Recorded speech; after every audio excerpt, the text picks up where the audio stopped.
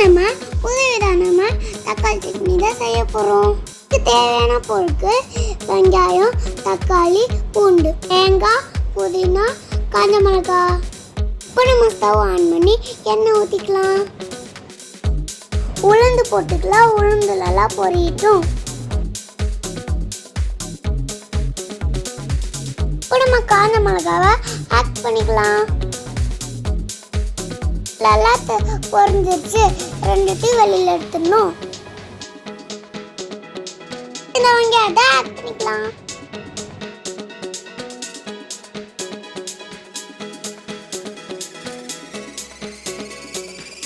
நல்லா வதங்கிடுச்சு. இப்போ தக்காளி ஆட் பண்ணிக்கலாம்.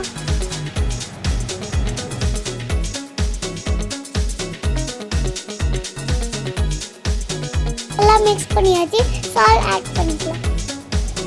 சால்ட்,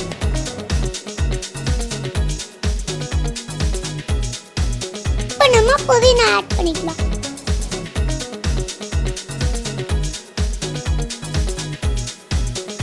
இப்போ நல்லா எல்லாத்தையும் மிக்ஸ் பண்ணிடுங்க.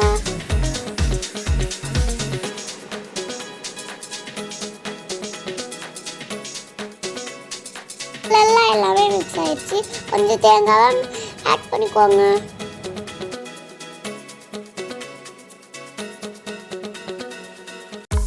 நல்லா ஆட்டும் மிக்சியில் போட்டு அரைக்கலாம்.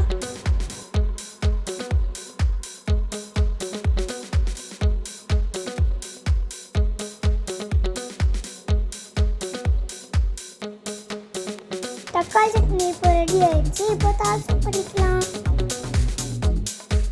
தாளிச்சு பண்ணுறதுக்கு கடுகு போட்டு கருவேப்பிலை போட்டுக்கோங்க.